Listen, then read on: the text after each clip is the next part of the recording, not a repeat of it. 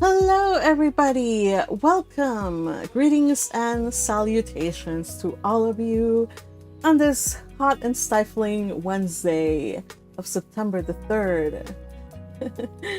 We may still be late, but it's not as late as the past few times. So Yeah, I accounted progress. I accounted for that today by setting up extra early, and so far everything good. And then I started talking to the gang, and then lo and behold, it was 4:01, and I was like, even though I prepared to be early and on time, I'm talking about, I don't even know. It wasn't even anything interesting, you guys. It wasn't even anything interesting. I just feel compelled to fill the silence, you guys. How can you say it's not interesting? We're involved in this. It's interesting. I was blabbing, talking about TikTok and lives, and and horses. that's not interesting to you guys. That's work related for me. Well, maybe Patrick found it interesting, but I doubt the rest found it interesting. And so we are here gathered together to read actually interesting stuff, you guys. The Count of Monte Cristo. And if you don't find it interesting, then get out of here. Are you here? Yeah, exactly. So go and read the very first chapter and then find us. We'll be here every Wednesday and Friday reading Count of Monte Cristo. It's a really good book so far. I'm highly enjoying it. Even though we haven't even scratched the surface of the book. I mean, we have. Let's see. Can anybody provide a summary? Oh, look, there's a summary. Yay! Can you provide us a summary? Absolutely, I can. Last time on the Count of Monte Cristo. With sudden inspiration, Dantès realized the death of his friend gave him a rare opportunity to make his escape. He pulled Abbé Faria free from his death sack and placed Abbé Faria in Dantès' bed and took his place in the sack. When the gravediggers came, they carried Dantès free of the prison. Only afterward did Dantès realize it was to be a burial at sea, a weight tied to his legs. Fortunately, he still had his knife and was able to cut himself free. Thereafter, he swam to a nearby island, where he managed to flag down a ship and secure passage out of France, just as the bells of the Chateau began to ring. Now, Dantès is headed abroad with the secret of an Italian treasure and surrounded by strange sailors. This time, on the Count of Monte Cristo. Bravo! I could not have put it any better. Bravo, bravo. Thank you, Yay, for such a spirited read. And yes, indeed. Last chapter was really, really interesting. I especially like how Dantès is like, he looks like a ruffian, and they still said like, fine, we'll pick him up. And then they're passing by the Chateau and they're sending out the signal that somebody's escaped, and he's just playing it off like it's none of his concern. He's got a red hat. He can't be the prisoner. Right? Yeah. So when it afterwards, we had a little discussion about did they know, did they suspect, like they were really willing to give him, like, turn the other eye when it came to some red flag things about Dantès. But you know what? I don't care. They served a good purpose, and Dantès was innocent to begin with. However, children and everybody listening, if you are driving past a correctional facility, do not pick up any hitchhikers, okay? I think that is the opposite of the moral of this story. Really? Well, yeah. When I was driving in to Phoenix and back. Forget if it was going that way or going back. But it was so funny because we passed, like, in the middle of the desert was like a prison, and it's passed by like a huge, not a huge, but like a traffic sign that said San Joaquin prison, or I don't know what prison it was. It said, do not pick up any hitchhikers. So yeah, in this case though, it was it was a different kind of era, and this is a book, also fiction, so they did what they did, but be careful. So let's see. Who else is on us? In the chat, Teal was actually the first one. Teal, how are you? Here, have a whole bunch of hearts for being the first one on the chat. What's up? I might have been cursed. Why? First the toe, and then my audio interface decides to be bad, and but you know, we soldier on. You do soldier on. Sail on. Technology loves us or hates us. It can never be anything in between. It feels that way And because it's true. and when you plug in a USB-A, you will never pick the right orientation the first time. Gosh, it always is the second time. Yeah. And then, okay, haven't you ever had it that you're like, oh, it's not this way, so you turn it, and it's also not that way, so you turn it again, and it now goes in. Why does it do that? Why? It's an unviable law of the universe that you will never pick the right way. For sure. Oh, man. Let's see, who else is here? Little Butterfly is also here. Hey, Butterfly, how are you? I'm here. I enjoyed the weather out today. I was outside all day. It was slightly windy, a little chilly, but I still wore shorts because I'm not saying goodbye to summer yet. So it's you that's been keeping summer around. There's like 6 months of winter. You take as much summer as you can get. Oh yeah, I forgot. You're somewhere where it snows. Yeah. That is something I do not miss about Washington State. Oh man. I don't even know. It just seems like it's very difficult to live in snow country. So okay, fine. For your sake, one more day of summer, okay? But then we need autumn. I'm ready for my my boots. I am ready for my scarves. Which actually in Southern California it's super dumb to wear boots and scarves because it doesn't snow.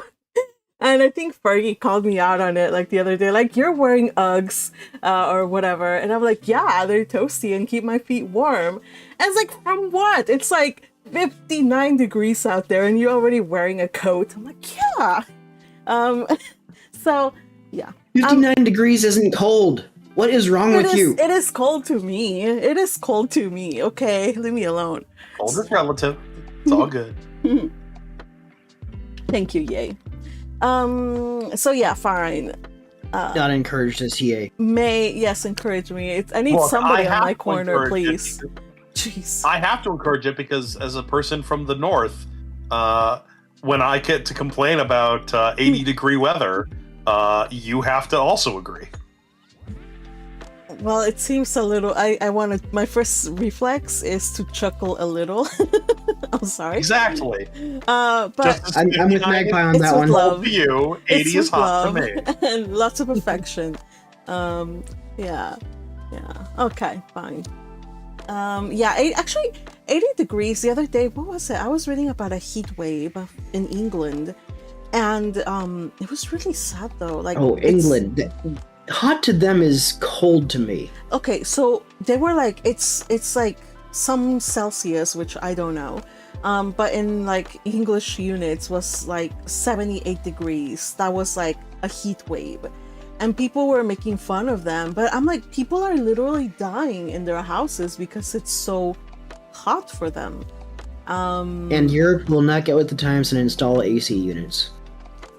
I don't know. Like, I live in... To be fair, their houses aren't really designed for it because they're not expecting that kind of weather. True, yeah.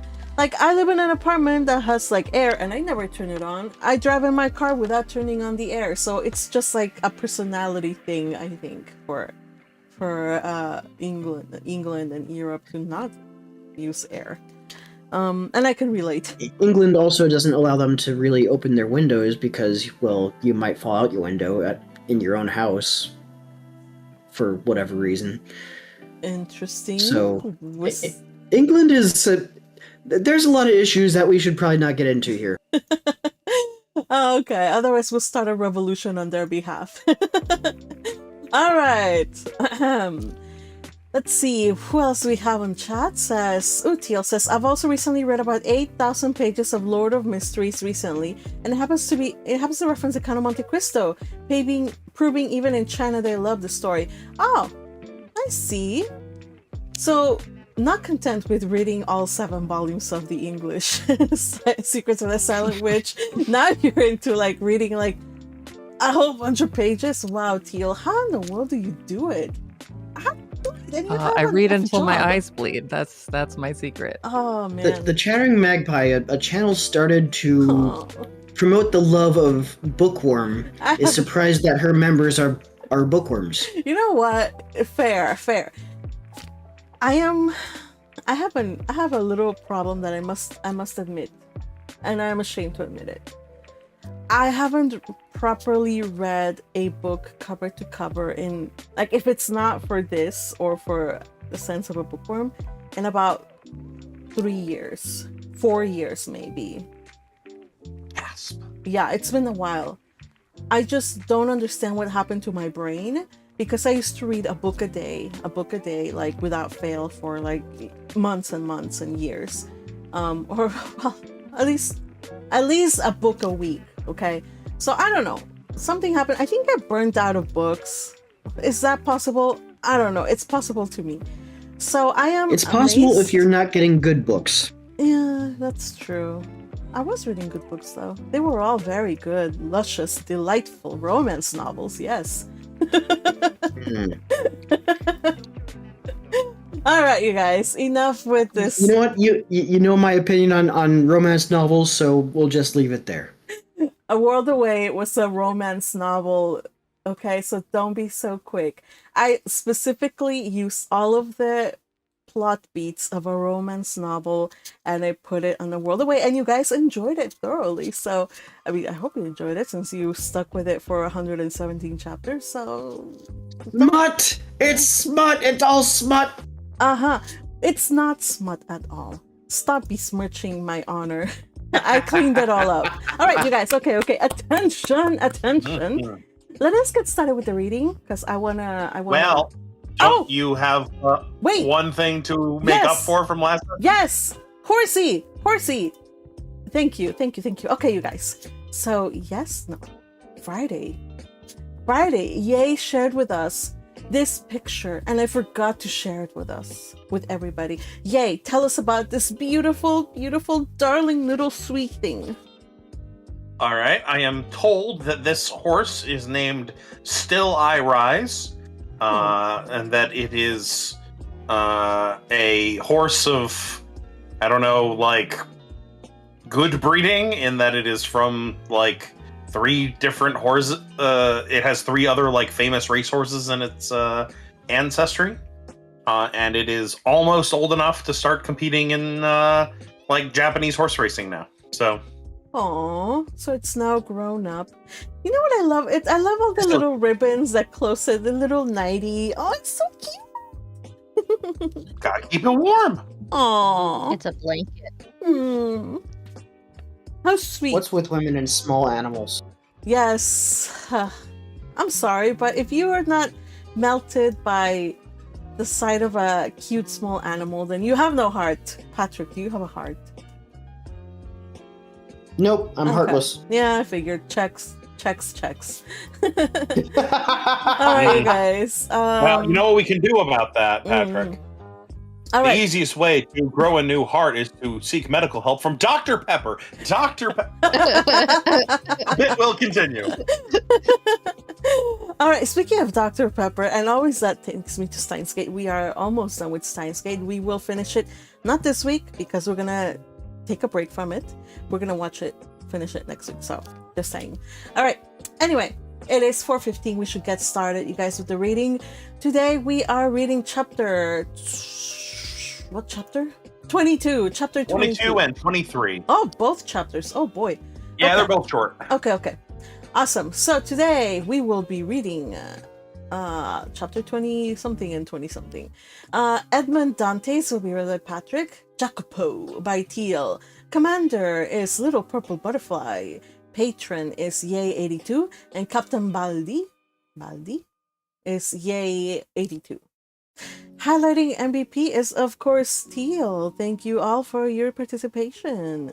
You guys make this read so fun. And also, Teal, you make it so easy for us to read. Thank you. Bravo. Before I start, let me just see some stuff. I see that Crusher was on the chat. Hey, Crusher. Al says, hello, just speeding down the highway trying to get home. Be safe, Crusher, please. And don't text while you're on the phone. Says, bruh, Magpie was on Book Talk. I've never even been on TikTok, okay? So I was reading romance. I defended you in the chat. Just look one comment down. I was reading romance before Book Talk was a thing, okay? Just saying. All right, says Patrick Elsie, that may be true now, but she only, yes, that's right. Only today. I just made it today. Who wins, this horse or gold ship? I don't know, Crusher. I'm glad you're addressing Yay, because I have no idea. All right, let's get started with the reading. Welcome to all of those who have just joined us. I hope you enjoy today's chapters. Chapter 22. The Smugglers. Dantès had not been a day on board before he had a very clear idea of the men with whom his lot had been cast. Without having been in the school of Abbé Faria, the worthy master of La Jeune Amélie, the name of the Genoese tartan, knew a smattering of all the tongues spoken on the shores of that large lake called the Mediterranean, from the Arabic to the Provençal. And this, while it spared him interpreters, persons always troublesome and frequently indiscreet, gave him great facilities of communication, either with the vessels he met at sea, with the small boats sailing along the coast, or with the people without name, country, or occupation, who are always seen on the quays of the seaports, and who live by hidden and mysterious means, which we must suppose to be a direct gift of Providence, as they have no visible means of support. It is fair to assume that Dantès was on board a smuggler. At first the captain had received Dantès on board with a certain degree of distrust. He was very well known to the customs officers of the coast, and as there was between these worthies and himself a perpetual battle of wits, he had at first thought that Dantès might be an emissary of these industrious guardians of rights and duties, who perhaps employed this ingenious means of learning some of the secrets of his trade. But the skilful manner in which Dantès had handled the lugger had entirely reassured him. And even then, when he saw the light plume of smoke floating above the bastion of the Chateau d'If, and heard the distant report, he was instantly struck with the idea that he had on board his vessel one of whose comings and goings, like that of kings, was accompanied with salutes of artillery. This made him less uneasy, it must be owned, than if the newcomer had proved to be a customs officer. But this supposition also disappeared like the first, when he beheld the perfect tranquillity of his recruit.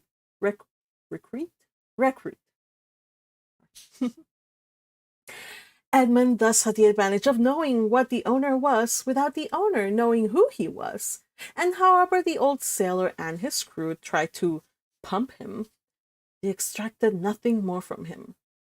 He gave accurate depictions of Naples and Malta, which he knew as well as Marseille, and held stoutly to his first story.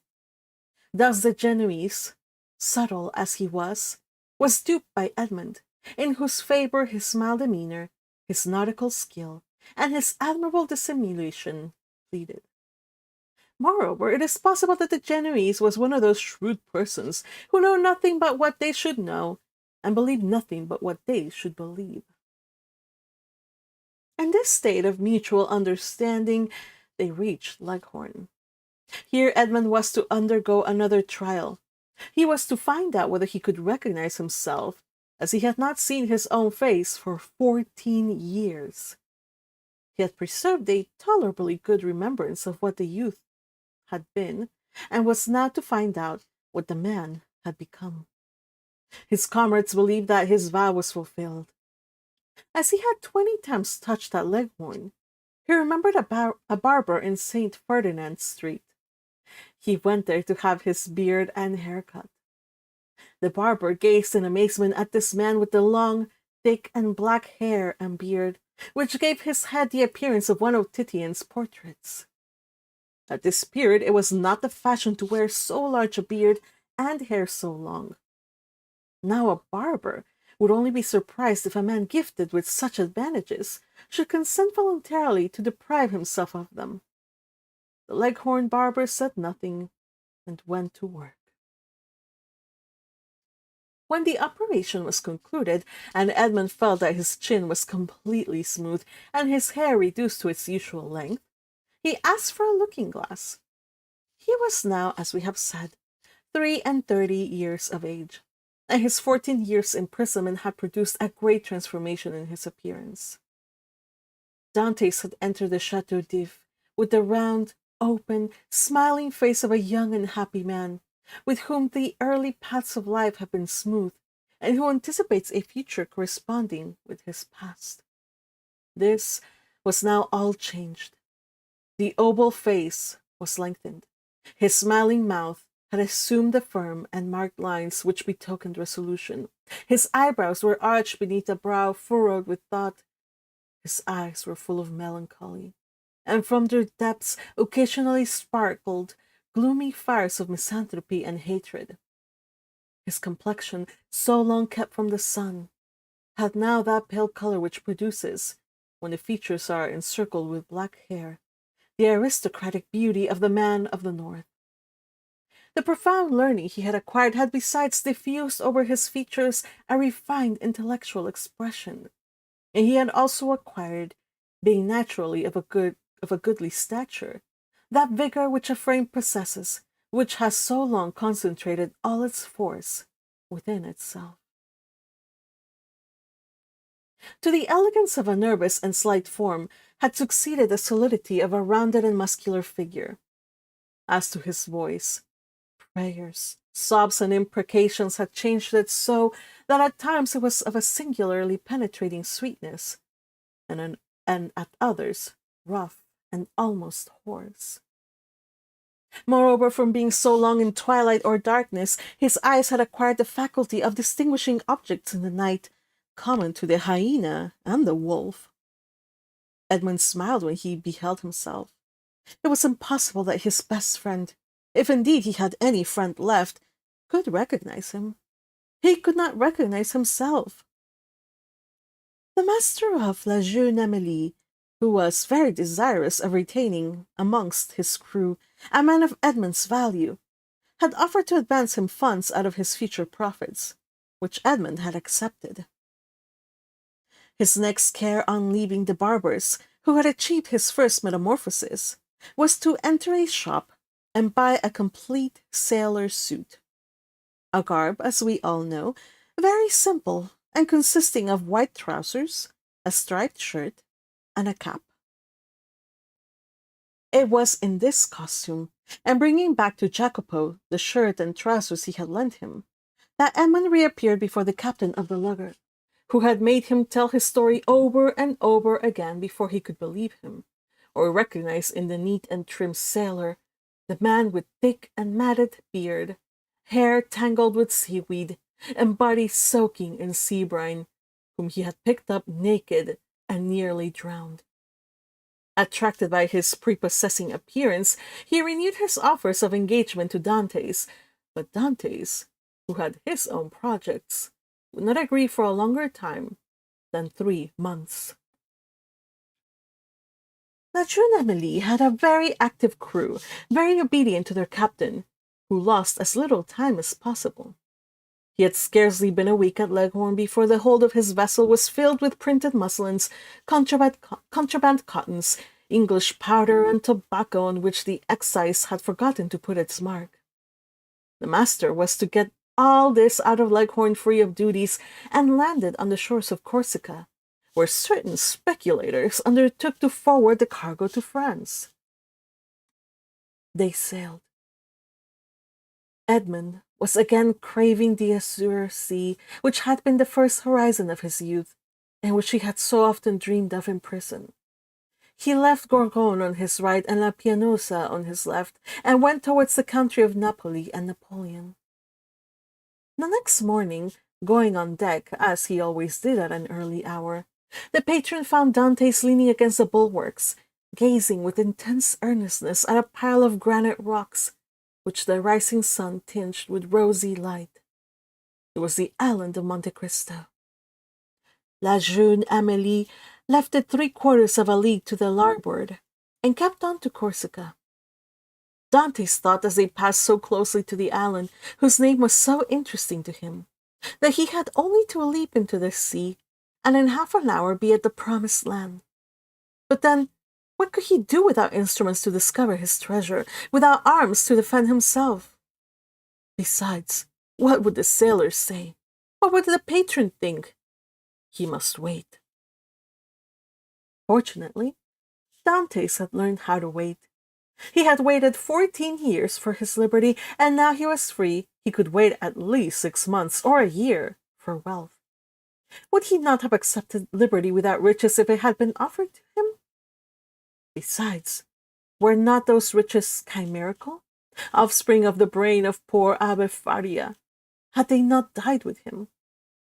It is true. The letter of the Cardinal Spada was singularly circumstantial, and Dantès repeated it to himself from one end to the other, for he had not forgotten a word. Evening came, and Edmund saw the island tinged with the shades of twilight, and then disappear in the darkness from all eyes but his own. For he, with vision accustomed to the gloom of a prison, continued to behold it last of all, for he remained alone upon the deck. The next morn broke off the coast of Aleria. All day they coasted, and in the evening saw fires lighted on land. The position of these was no doubt a signal for landing, for a ship's lantern was hung up at the masthead instead of the streamer, and they came to within a gunshot of the shore. Dantès noticed that the captain of La Jeune Amélie had, as he neared the land, mounted 2 small culverins, which, without making much noise, can throw a 4-ounce ball 1,000 paces or so.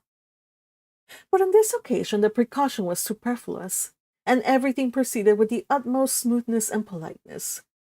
4 shallops came off with very little noise alongside the lugger, which no doubt, in acknowledgment of the compliment, lowered her own shallop into the sea, and the 5 boats worked so well that by 2 o'clock in the morning all the cargo was out of La Jeune Amélie and on tierra firma. The same night, such a man of regularity was the patron of La Jeune Amélie. The profits were divided, and each man had 100 Tuscan livres, or about 80 francs. But the voyage was not ended. They turned the bowsprit towards Sardinia, where they intended to take in cargo, which was to replace what had been discharged. The second operation was as successful as the first. La Jeune Amélie was in luck. This new cargo was destined for the coast of the Duchy of Lucca, and considered almost entirely of Havana cigars, sherry, and Malaga wines. When they had a bit of a skirmish in getting rid of the duties, they had a bit of a skirmish in getting rid of the duties. The excise was in truth the everlasting enemy of the patron of La Jeune Amélie. A customs officer was laid low, and 2 sailors wounded. Dantès was one of the latter, a ball having touched him in the left shoulder. Dantès was almost glad of this affray, and almost pleased at being wounded, for they were rude lessons which taught him with what eye he could view danger, and with what endurance he could bear suffering. He had contemplated danger with a smile, and when wounded had exclaimed with the great philosopher, Pain, thou art not an evil. He had, moreover, looked upon the customs officer wounded to death, and whether from heat of blood produced by the encounter or the chill of human sentiment, this sight had made but slight impression on him. Dantès was on the way he desired to follow, and was moving toward the end he wished to achieve. His heart was in a fair way of petrifying in his bosom. Jacopo, seeing him fall, had believed him killed, and rushing towards him raised him up, and then attended to him with all the kindness of a devoted comrade. This world was not then so good as Dr. Pangloss believed it, neither was it so wicked as Dantès thought it, since this man, who had nothing to expect from his comrade but the inheritance of his share for the prize money, manifested so much sorrow when he saw him fall. Fortunately, as we have said, Edmund was only wounded, and with certain herbs gathered at certain seasons and sold to the smugglers by the old Sardinian woman, the wound soon closed. Edmund then resolved to try Jacopo, and offered him in return for his attention a share of his prize money. But Jacopo refused it indignantly. As a result of the sympathetic devotion which Jacopo had from the first bestowed on Edmund, the latter was moved to a certain degree of affection. But this sufficed for Jacopo, who instinctively felt that Edmund had a right to superiority of position, a superiority which Edmund had concealed from all others. And from this time the kindness which Edmund showed him was enough for the brave seaman. Then, in the long days on board the ship, when the vessel, gliding on with security over the azure sea, required no care but the hand of a helmsman, thanks to the favorable winds that swelled her sails, Edmund, with a chart in his hand, became the instructor of Jacopo, as the poor Abbé Faria had been his tutor. He pointed out to him the bearings of the coast, explained to him the variations of the compass, and taught him to read in that vast book opened over our heads which they call heaven, and where God writes in azure with letters of diamonds. And then Jacopo inquired of him, "What is the use of teaching all these things to a poor sailor like me?"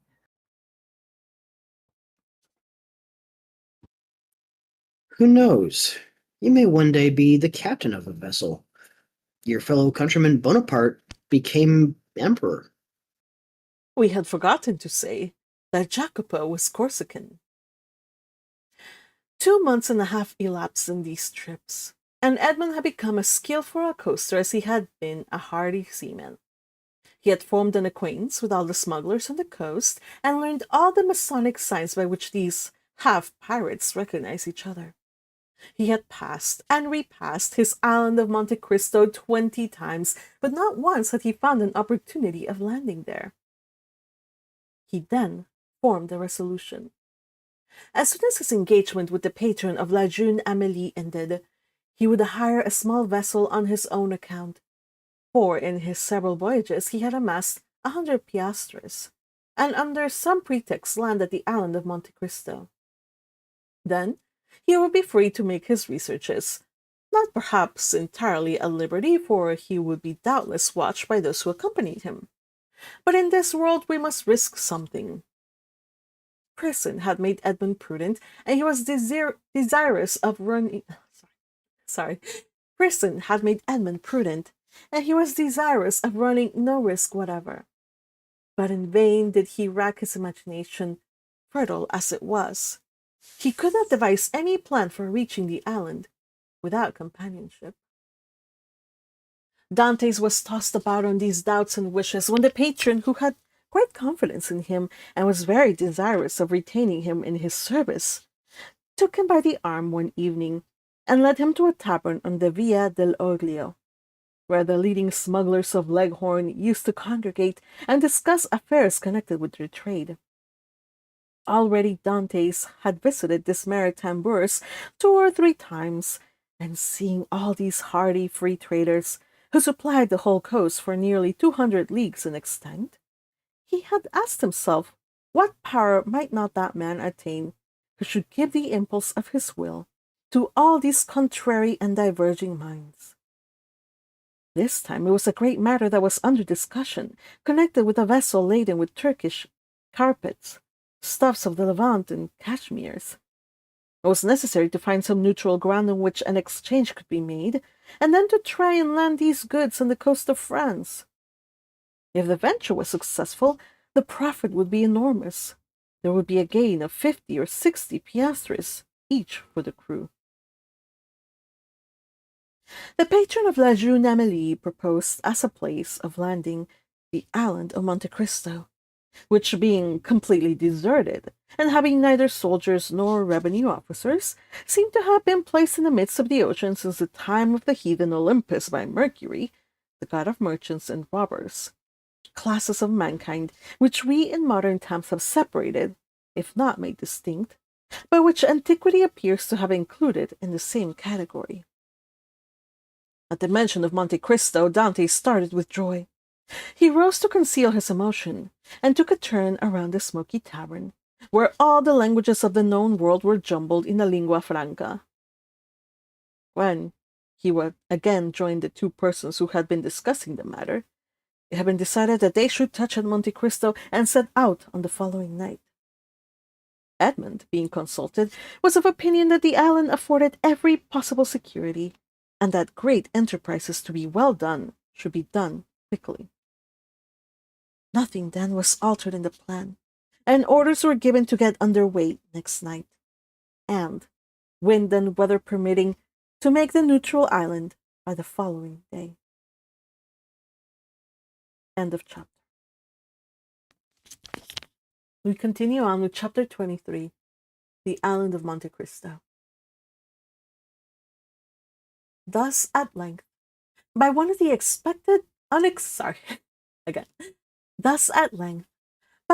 unexpected strokes of fortune which sometimes befall those who have for a long time been the victims of an evil destiny, Dantès was about to secure the opportunity he wished for, by simple and natural means, and land on the island without incurring any suspicion. One night more, and he would be on his way. The night was one of feverish distraction, and in its progress visions, good and evil, passed through Dantès' mind. If he closed his eyes, he saw Cardinal Spada's letter written on the wall in characters of flame. If he slept for a moment, the wildest dreams haunted his brain.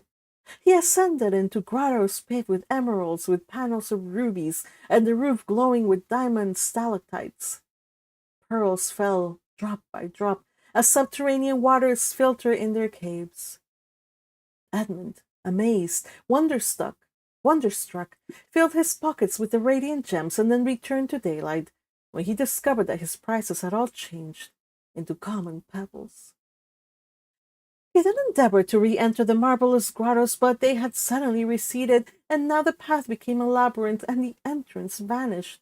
And in vain did he tax his memory for the magic and mysterious word which opened the splendid caverns of Ali Baba to the Arabian fisherman.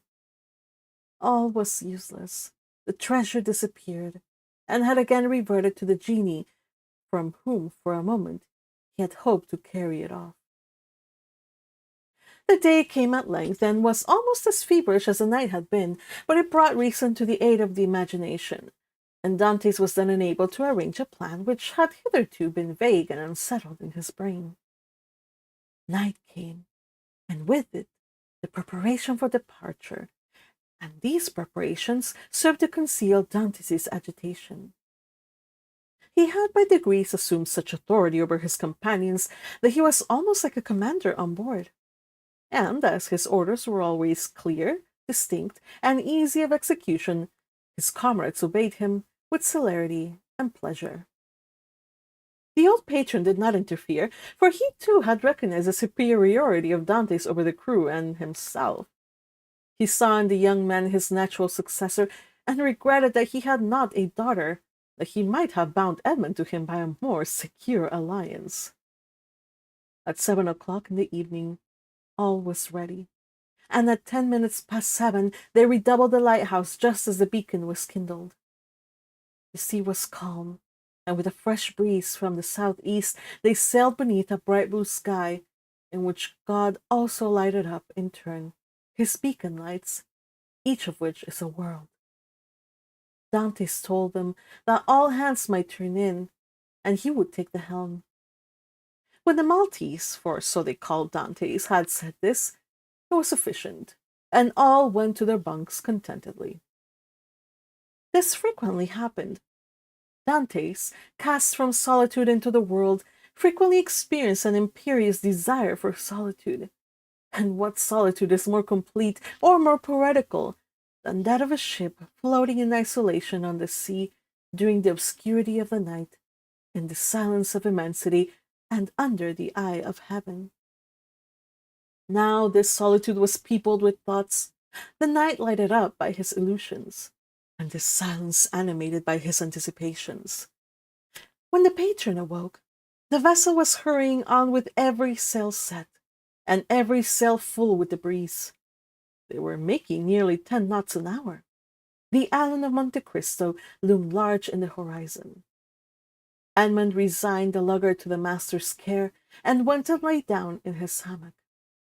But, in spite of a sleepless night, he could not close his eyes for a moment. 2 hours afterwards, he came on deck, as the boat was about to double the island of Elba. They were just abreast of Maresiana, and beyond the flat but verdant island of La Pianosa. The peak of Monte Cristo, reddened by the burning sun, was seen against an azure sky. Dantès ordered the helmsman to put down his helm in order to leave La Pianosa to starboard, and he knew that he should shorten his course by 2 or 3 knots. About 5 o'clock in the evening, the island was distinct, and everything on it was plainly perceptible, owing to that clearness of the atmosphere peculiar to the light which the rays of the sun cast at its setting.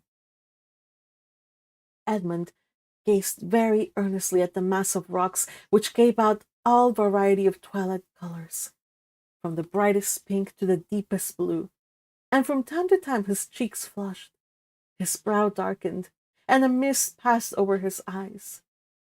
Never did a gamester, whose whole fortune is staked in one cast of the die, experience the anguish which Edmund felt in his paroxysms of hope. Night came, and at 10 o'clock they anchored. La Jeune Amélie was first at the rendezvous. In spite of his usual command over himself, Dantès could not restrain his impetuosity.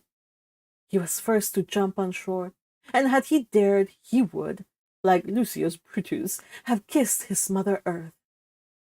It was dark, but at 11 o'clock the moon rose in the midst of the ocean, whose every wave she silvered, and then, ascending high, played in floods of pale light on the rocky hills of this second Pelion.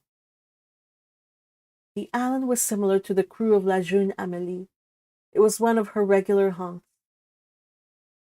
As to Dantès, he had passed it on his voyage to and from the Levant, but never touched at it. He questioned Jacopo. Where shall we pass the night? Why, on board the tartan? Should we not do better in the grottos? What grottos? Why, the grottos! Caves of the island. I do not know of any grottos. The cold sweat sprang forth on Dantès' brow. What? Are there no grottos at Monte Cristo? None. For a moment Dantès was speechless. Then he remembered that these caves might have been filled up by some accident, or even stopped up, for the sake of greater security, by Cardinal Spada. The point was, then, to discover the hidden entrance. It was useless to search at night. Dantès therefore delayed all investigation until the morning. Besides, a signal made half a league out at sea, and to which La Jeune Amélie replied by a similar signal, indicated that the moment for business had come. The boat that now arrived, assured by the answering signal that all was well, soon came in sight, white and silent as a phantom, and cast anchor within a cable's length of shore. Then the landing began. Dantès reflected as he worked on the shout of joy which, with a single word, he could evoke from all these men if he gave utterance to the one unchanging thought that pervaded his heart. But far from disclosing this precious secret, he almost feared that he had already said too much, and by his restlessness and continual questions, his minute observations and evident preoccupation aroused suspicions. Fortunately, as regarded this circumstance at least, his painful past gave to his countenance an indelible sadness, and the glimmerings of gaiety seen beneath this cloud were indeed but transitory. No one had the slightest suspicion, and when next day, taking a fowling piece, powder, and shot, Dantès declared his intention to go and kill some of the wild goats that were seen springing from rock to rock, his wish was construed into a love of sport or a desire for solitude. However, Jacopo insisted on following him, and Dantès did not oppose this, fearing if he did so that he might incur distrust. Scarcely, however, had they gone a quarter of a league when, having killed the kid, he begged Jacopo to take it to his comrades and request them to cook it, and when ready, to let him know by firing a gun. This and some dried fruits and a flask of Montepulciano was the bill of fare. Dantès went on, looking from time to time behind and around about him. Having reached the summit of a rock, he saw, 1,000 feet beneath him, his companions, whom Jacopo had rejoined, and who were all busy preparing their repast, which made Edmund's skill as a marksman had augmented with a capital dish. Edmund looked at them for a moment, with the sad and gentle smile of a man superior to his fellows. In 2 hours' time, these persons will depart richer by 50 piastres each to go and risk their lives again by endeavoring to gain 50 more. Then they will return with a fortune of 600 francs and waste this treasure in some city with the pride of sultans and the insolence of nabobs. At this moment, hope makes me despise their riches, which seem to me contemptible. Yet, perchance, tomorrow deception will so act on me that I shall, on compulsion, consider such a contemptible possession as the utmost happiness. Oh no, that will not be.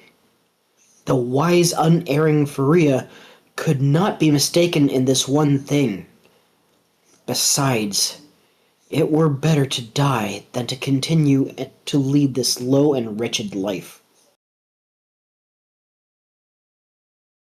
Thus Dantès, who but 3 months before had no desire but liberty, had now not liberty enough, and panted for wealth. The cause was not in Dantès, but in Providence, who, while limiting the power of man, has filled him with boundless desires. Meanwhile, by a cleft between 2 walls of rock, following a path worn by a torrent, and which, in all human probability, human foot had never before trod, Dantès approached the spot where he supposed the grottos must have existed. Keeping along the shore and examining the smallest object with serious attention, he thought he could trace, on certain rocks, marks made by the hand of man. Time, which encrusts all physical substances with its mossy mantle, as it invests all things with the mind of forgetfulness, seemed to have respected these designs, which apparently had been made with some degree of regularity, and probably with a definite purpose. Occasionally the marks were hidden under tufts of myrtle, which spread into large bushes laden with blossoms, or beneath parasitical lichen. So Edmund had to separate the branches or brush away the moss to know where the guide marks were. The sight of marks renewed Edmund's fondest hopes. Might it not have been the cardinal himself who had first traced them, in order that they might serve as a guide for his nephew in the event of a catastrophe which he could not foresee would have been so complete? The solitary place was precisely suited to the requirements of a man desirous of burying treasure. Only, might not these betraying marks have attracted other eyes than those for whom they were made? And had the dark and wondrous island indeed faithfully guarded its precious secret?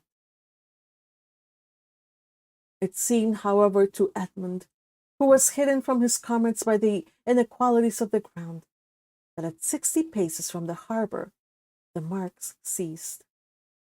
Nor did they terminate at any grotto. A large rock, placed solidly on its base, was the only spot to which they seemed to lead. Edmund concluded that perhaps, instead of having reached the end of the route, he had only explored its beginning, and he therefore turned round and retraced his steps. Meanwhile, his comrades had prepared the repast, had got some water from a spring, spread out the fruit and the bread, and cooked the kid. Just at the moment when they were taking the dainty animal from the spit, they saw Edmund springing with the boldness of a chamois from rock to rock, and they fired the signal agreed upon. The sportsmen instantly changed direction and ran towards them.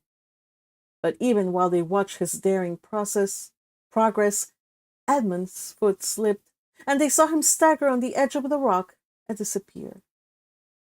They all rushed toward them, for all loved Edmund in spite of his superiority. Yet Jacopo reached him first. He found Edmund lying prone, bleeding, and almost senseless. He had rolled down a declivity of 12 or 15 feet. They poured a little rum down his throat, and this remedy, which had been before so beneficial to him, produced the same effect as formerly.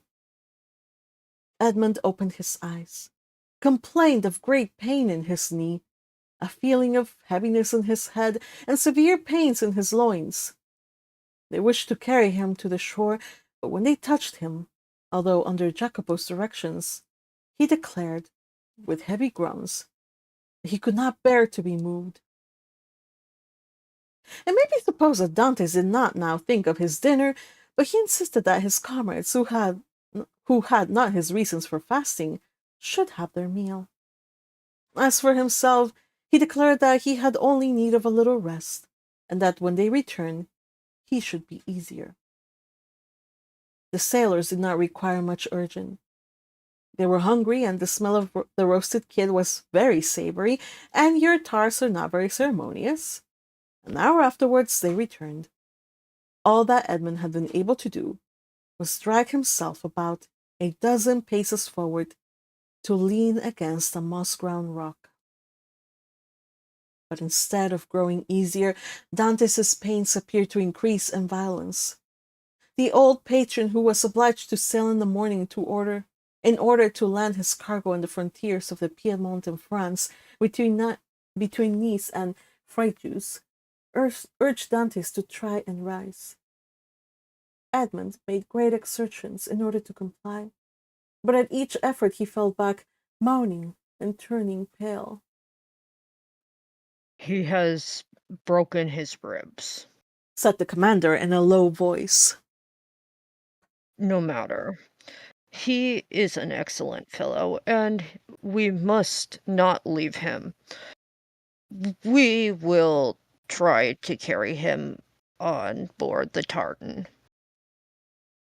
Dantès declared, however, that he would rather die where he was than undergo the agony which the slightest movement cost him. Well, let what may happen, it shall never be said that we deserted a good comrade like you. We will not go till evening.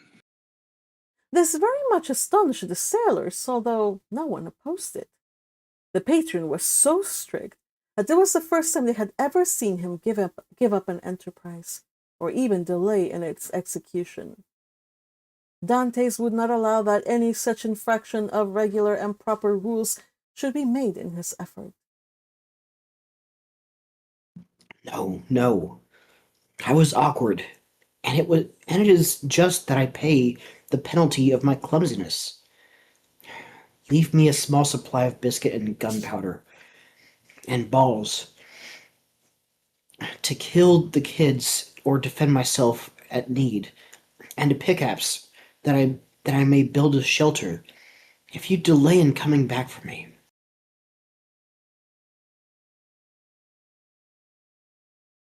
But you'll die of hunger. I would rather do so. than suffer the inexpressible agonies which the slightest movement causes me.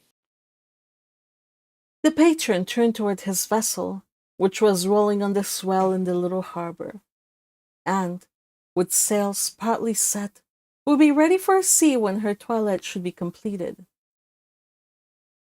What are we to do, Maltese? We cannot leave you here so, and yet we cannot stay. Go! Go! We shall be absent at least a week, and then we must run out of our course to come here and take you up again. Why, if in 2 or 3 days you hail any fishing boat, desire them to come here to me. I will pay 25 piastres for my passage back to Leghorn. If you do not come across one, return for me.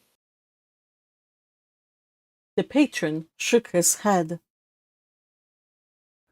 Listen, Captain Baldy, there's one way of settling this. Do you go, and I will stay and take care of the wounded man. And give up your share of the venture? To remain with me?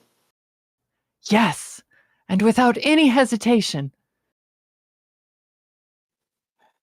You are a good fellow, and a kind-hearted messmate, and heaven will recompense you for your generous intentions.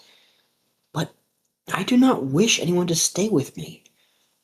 A day or two of rest will set me up, and I hope I shall find among the rocks certain herbs most excellent for bruises. A peculiar smile passed over Dantès' lips. He squeezed Jacopo's hand warmly, but nothing could shake his determination to remain, and remain alone. The smugglers left with Edmund what he had requested, and set sail, but not without turning about several times, and each time making signs of a cordial farewell, to which Edmund replied with his hand only, as if he could not move the rest of his body. Then, when they had disappeared, he said with a smile, Oh, sorry. 'Tis strange that it should be among such men that we find proofs of friendship and devotion.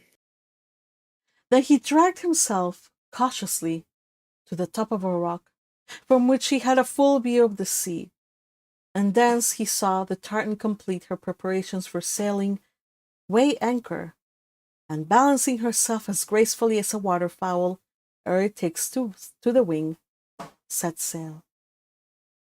At the end of an hour she was completely out of sight. At least it was impossible for the wounded man to see her any longer from the spot where he was. Then Dantès rose, more agile and light than the kid among the myrtles and shrubs of these wild rocks, took his gun in one hand, the pickaxe in the other, and hastened toward the rock on which the marks he had noted terminated. And now, he exclaimed, remembering the tale of the Arabian fisherman which Faria had related to him. now, open sesame! End of chapter.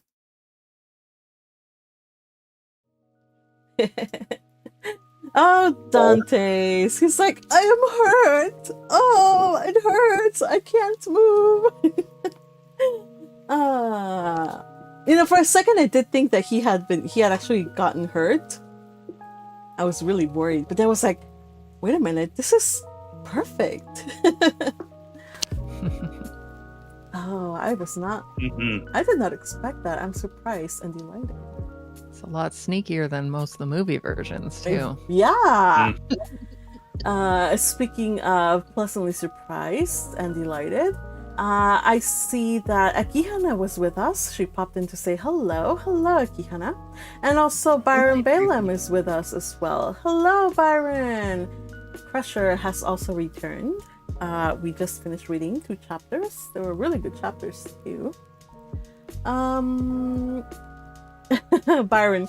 Yeah, so we always have reads at the exact same time on Wednesdays and Fridays. So Wednesdays it's always 4 p.m. Pacific. Fridays it's 1 p.m.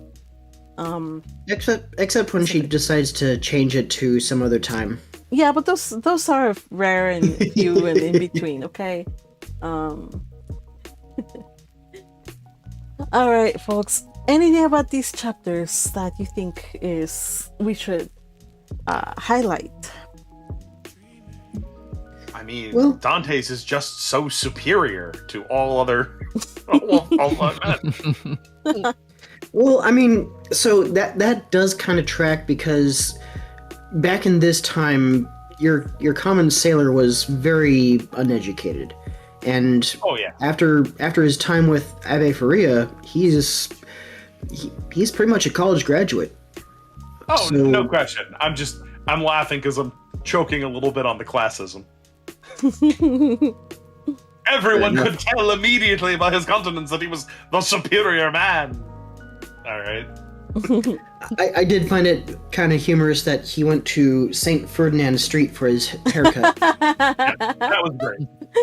Yeah, I knew somebody was gonna point it out. I knew it. He's It was- everywhere. He's in the Count of Monte Cristo. He's in Steins Gate. Right? Oh man. It's like that phenomena where you're like minding your own business, but the moment you start fixing on something, you see it over and over again all around you. I think that's what it is. Kind of like this movie, the number 23. Hmm? Was it like that? Well, so that is one of the very rare Jim Carrey serious movies. It was not particularly well received, but I enjoyed it for his, it was a different kind of Jim Carrey than I was used to, and I enjoyed that part. But he learned that somehow the number 23 just shows up everywhere, and he just becomes obsessed, and it's just, he's got walls covered in the number 23, he's got equations that keep coming up to the number 23, he's like, what is up with this number? I haven't seen that movie, but yeah, I understand exactly what it is, what you're talking about. It's a strange phenomenon. So yeah, everybody who's listening, please increase your chances of more Ferdinand by reading A Sense of a Bookworm and watching the Chattering Magpies channel. So yeah. So Crusher says Dantès is beginning his transformation, not a helpless prisoner anymore. Amen. Yes. So we have his transformation. I love how it's depicted on his before and after, right? Because he had like overgrown hair and beard, and he just cut it off. So he was like, I haven't seen my face in 14 years. I want to know how I look like. And we have like dramatic transformation, but not only of his physique, which he's like pale and dark haired, and he looks like a northern nobleman in his aloofness. But He what looks French. but what about his like emotionally, like how has he transformed from the boy that he started off to the person he is now? He's much more cautious of people who's around him. Mm-hmm. A good thing too. Much harder. Yes, that is true. Out of necessity. Do you guys note how he saw the demise of the captain? You know how they had a little skirmish, let's just say, at one of the ports. He ended up wounded, but like other people ended up dead, and he kind of like looked upon the dead man like dispassionately, when before he would probably not have been like that. But his time in the prison had already primed him for that, for like giving way to like, hey, life is tough. if I have to kill somebody to get free out of this prison, I will do it. So he was already kind of like that in theory, but now we see him kind of like he didn't suffer much emotionally when he saw some person dying. So there's that. Anything else? I did note that he was now looking down on the people who, prior to his imprisonment, would have been a lot like him. He was commenting on how they'd, take this money from this venture and use it to go get the next venture and the next one, and then they blow it all on frivolous pursuits at shore. Yeah. How sad it would be, how sad it is, but like at the same time, like, that was you 14 years ago. Right? Where's your empathy, mate? He strikes me as a true Parisian. He's very arrogant now. Man, it's like when you have all this money. Well, he doesn't have it yet, but he knows it's gonna happen. It's a matter of when, I guess. Unless Abbé Faria was crazy, but he's like, oh well, now I am this distance from the common rabble now. Look at them run in the little hamster wheel chasing after the money. I'm like, yo, yeah, you're right. And before he would have been just, that's normally people, they have to work to make a living, to eat your bread. And if you start thinking of, if you put yourself in a place where you look down upon ordinary people who are just trying to, get by, I will question your entire outlook. Which, by the way, Magpie, there's some art in the voice chat channel.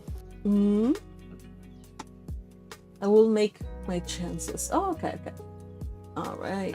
Which actually does bring me to my question for you, Patrick. Oh, God.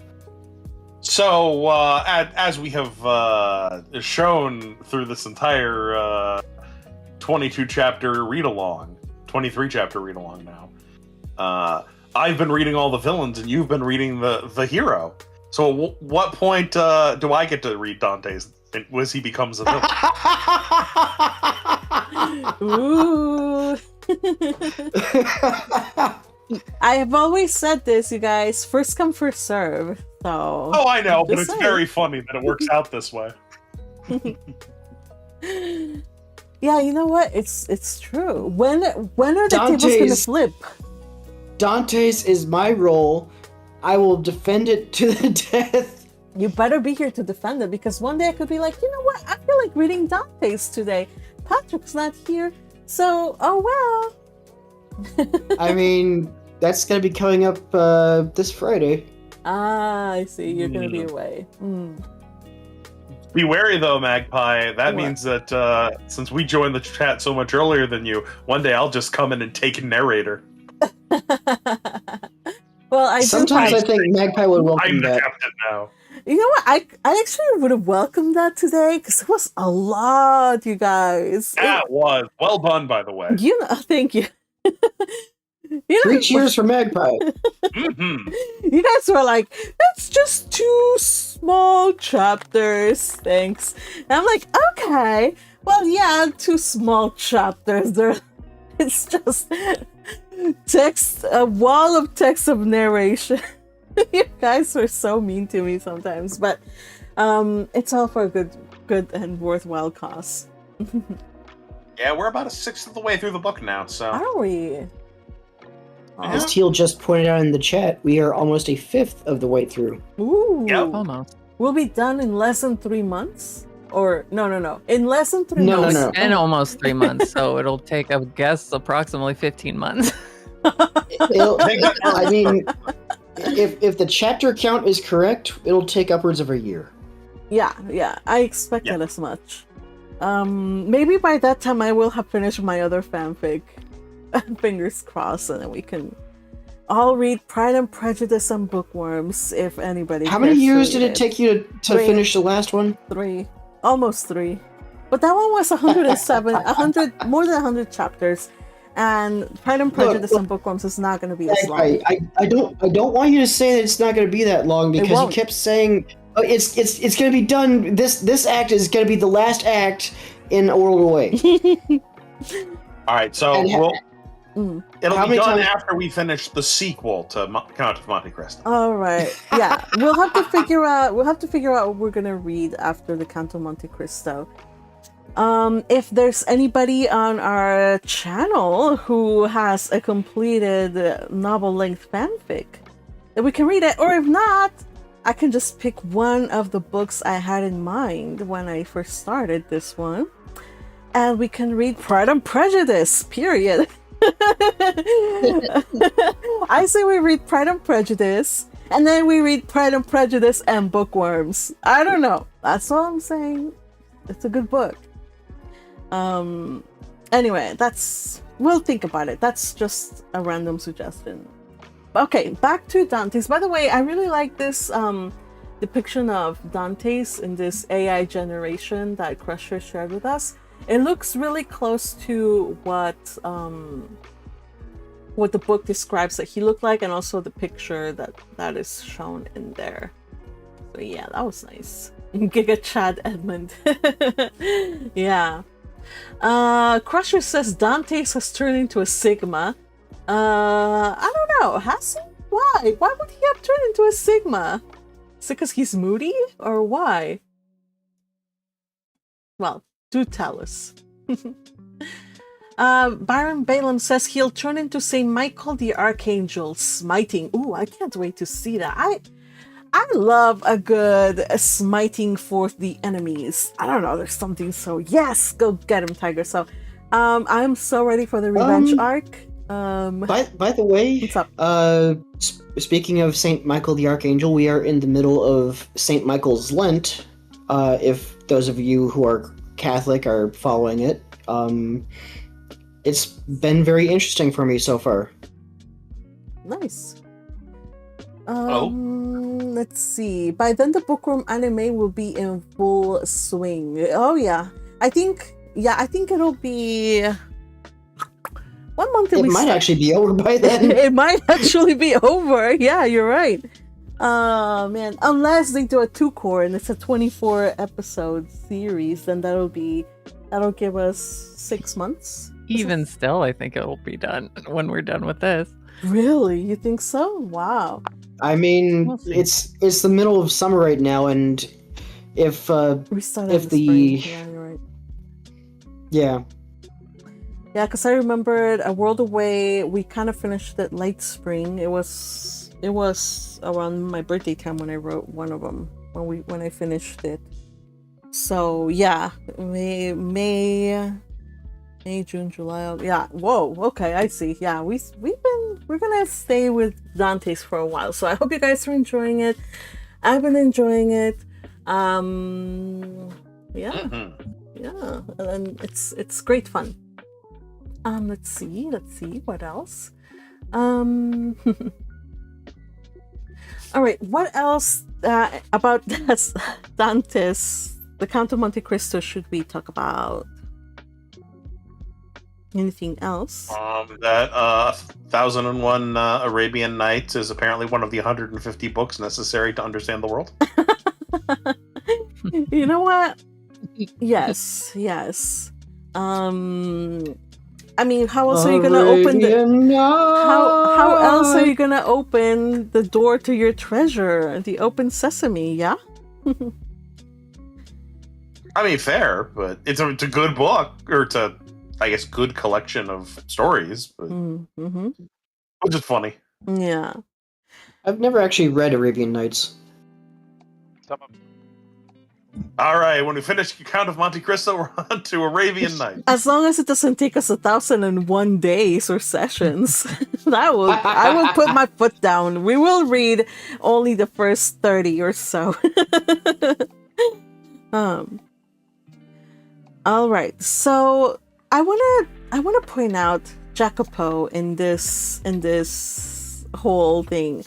What do you guys think is gonna happen with Jacopo? Like, what do you guys think of little Jacopo? And his relationship with Dantès? He's a Corsican. He can't be trusted. Huh. Oh, nice. Your prejudices Nice. Good aside, one. don't listen. Huh? He's nice. Yeah. He's a good egg. Yeah. Mhm. He is. He's dedicated to helping Dantès. Yeah. I'm sure there was a time when even Napoleon was a good guy. Maybe. I liked how. Go ahead. Go ahead. Like I say, it's interesting how much he seems to look up to Dantès. Hmm.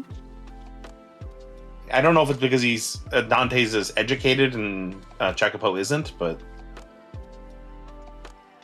it's an interesting dynamic. Yeah, I think he Yeah. he has a malleable sort of personality that he just grows attached to like somebody that I don't know. He just sometimes in life you meet those kind of people that you don't know why, but they kind of like you, and you're like, what did I do? I just did this one simple thing, and somehow that means the world to them. And I don't know. Jacopo, I think, he reminds me a little bit of Dantès himself, as he was when he was younger. I do believe that maybe Dante sees Jacopo as a little bit of like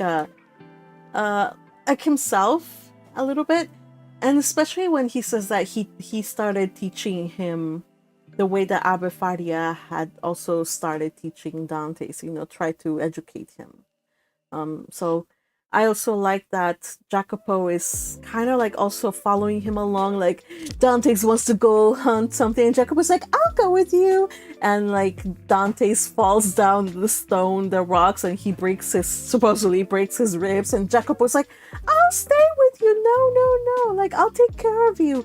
And Dantès is still like, Yeah, I think Jacopo saw right through him. I don't think so. I don't think either of them have the kind of like I know they're smugglers and they're kind of on a gray, more closer like kind of on the gray side of the spectrum of like legality. But I still think that that doesn't mean that you're a bad person, like sometimes something that's they're just trying to make a living, so let them just do their living. They're good people. They're not going to be like naturally suspicious or naturally like vicious, and that's something that it's a reality even today. Like sometimes there's people who they're not like saints. They're just trying to do their job or whatever, and a lot of times people see them with great prejudice, but people are just people. Folks are just folks. And I think like the people in this crew, yes, they are kind of like smugglers, but they're still good people, and they respect Dantès, and they really like worry about him, and they like in their minds they kind of conceive of somebody who would like deceive in such a way. I have to think that I mean, the crew is cute. Mhm. it is worth saying that one man's privateer is another man's pirate, because True. for instance, during our revolution here in America, we contracted a lot of people who owned their own ships to be privateers and disrupt the English lines. Mhm. So The same thing happened during the Civil War. Yeah. they were legal for the Americans, but not so much for the British. Yeah. And so you have these, I don't know if they're the same thing as privateers, because privateers would be like hired by the government, but you have these like smugglers, right? They're hired by themselves. And they're just trying to do like sell stuff and so. Well, either way, I for one ship them. So Nice, I see what you did. So I mean, I like kind of 'em. knew someone was going to do it. I like them. I think they're cool. I kind of wish that he had made friends with them like a little bit more, but I understand that he's gone through a lot and he can no longer afford to trust people. And I get it. I mean, he trusted somebody blindly and he ended up serving 14 years in prison. So, of course, he's not going to trust people and he's gonna, go his own way.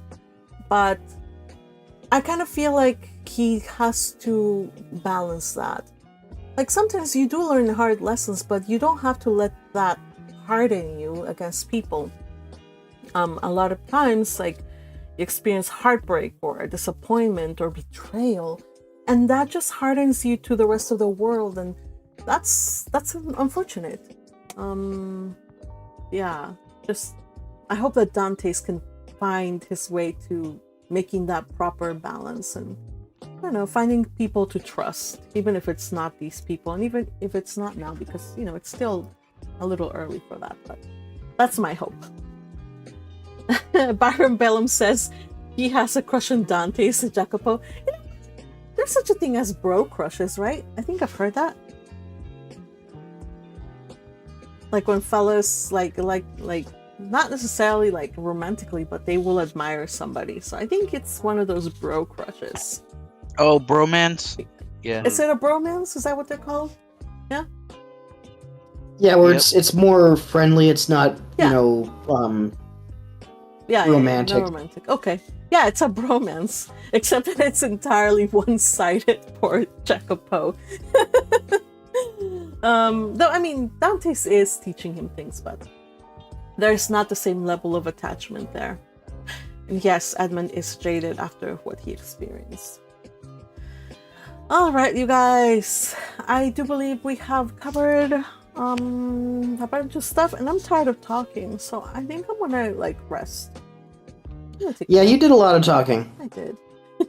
And actually, before this, I was recording. I finally recorded the Ferdinand A to Z's, B and C. So I was gonna do D, but I was like, do I cancel the live or do I just power through? Or no, I decided Do the D. I'm gonna do the D tomorrow. I'll do it tomorrow, maybe. I like that what you did. Okay, so Nice. we will see you then on Friday. Baron Bellum, I hope you join us. It'll be Friday, 1 p.m. Pacific. Hope you don't forget.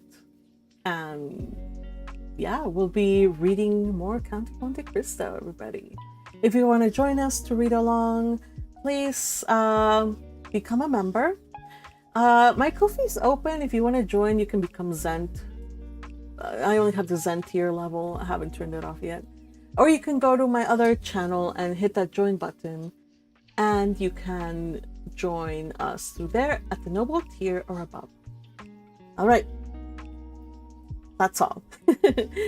You guys, thank you for reading with me today. The following people read. Narrator was me, Magpie. Edmund Dantès was read by Patrick. Jacopo was read by Teal. Commander was Little Purple Butterfly. Patron was Yay. And Captain Baldi was Yay82. And Highlighter MVP was Teal. Thank you all. You guys did amazing today, though. Hopefully next time you guys will take more of the reading, please. Right. Please, more. I will definitely be It's a listening. shame Captain Baldi won't be returning for quite a while. Oh no. All right, everybody. We'll see you on Friday. Not you, Patrick, but everybody else. Hey. We'll see you guys. Bye. Adios. Bye. Au revoir. Servete.